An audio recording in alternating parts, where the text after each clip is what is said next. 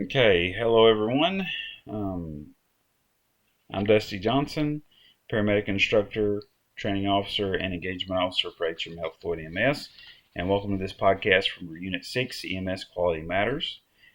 Today I'm walking you through important changes to our annual reviews, changes our administration developed with quality management. So I recently sat down with our quality management director, Rick Cobb, to understand the new outcome-based performance benchmarks, and I'm here to share what I learned. Now, full disclosure, when I first heard benchmarks and performance measures, I had the same reaction some of you may be having. But after understanding these metrics actually measure, what they actually measure and why they matter, these aren't gotcha moments. They're about supporting clinical excellence and improving patient outcomes. So, our agency follows three AHA or American Heart Association EMS metrics that align with national standards. And let me break them down. So the first one is our stroke scene time. When you identify a stroke patient, whether through a fast exam, Cincinnati Pre-Hospital Stroke Scale, or the patient's clinical presentation, that clock starts ticking. So our benchmark is 15 minutes or less from arrival to wheels rolling with the patient en route to the hospital. Now, I want to mention that you can also use BFAST exam and the FAST ED exam. All these are effective. But here's why this matters. The American Stroke Association's Target Stroke Initiative shows that door-to-needle time starts with us. Our scene time directly impacts whether the patient qualifies for thrombolytic therapy. That thrombolytic window is typically 3 to 4.5 hours from symptom onset, and every minute we spend on scene is a minute lost from that window. Plus, hospitals need time for CT scans and labs before administering TPA. Now, AdventHealth Redmond has thrombectomy surgery capabilities, and we're still gathering data on patients taking Advent for that reason. Being one of our closer hospitals having clot retrieval capabilities, it makes this data invaluable to improve patient treatment and outcomes.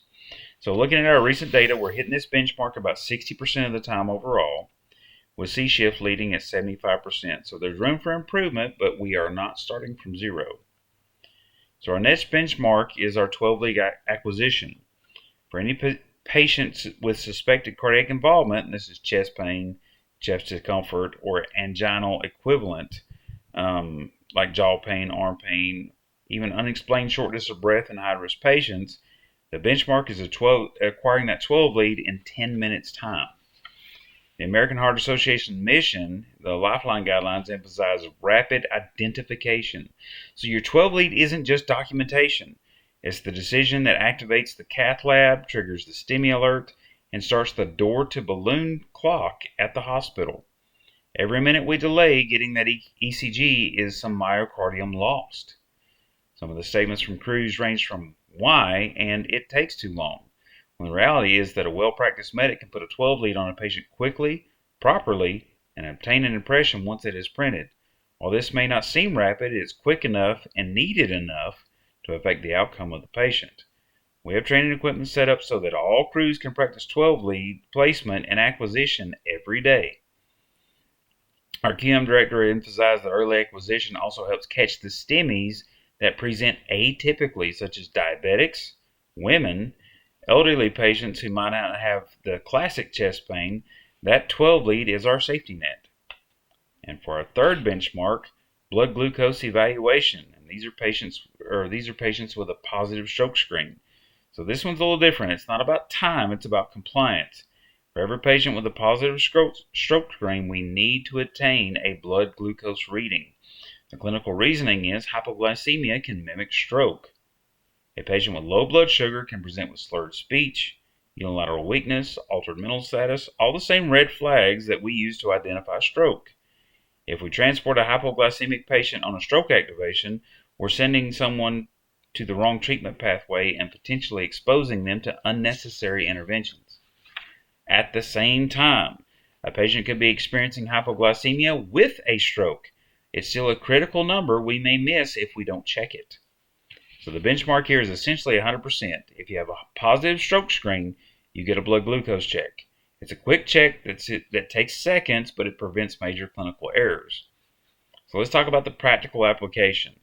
How do we meet these benchmarks without compromising care? Our QM director shared some practical strategies. For our stroke scene time, early recognition is everything.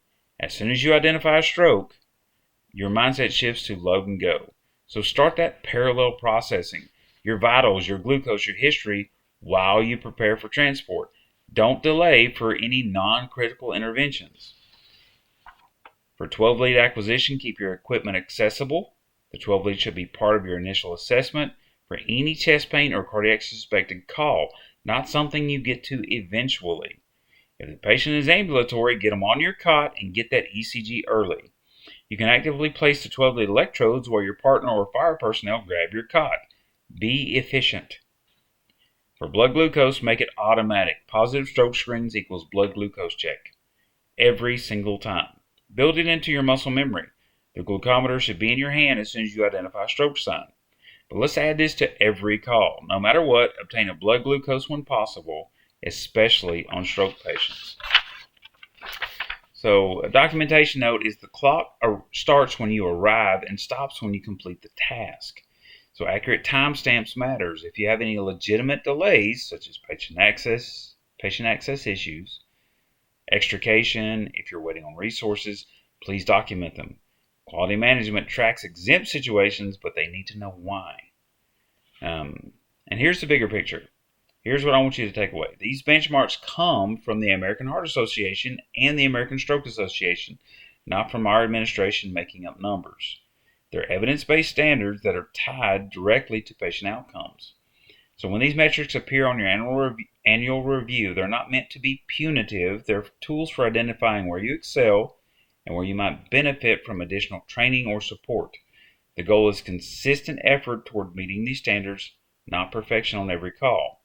The QM director made one point crystal clear. Quality improvement works best when it's collaborative. If you have any questions about these metrics, Rick Cobb's door is open.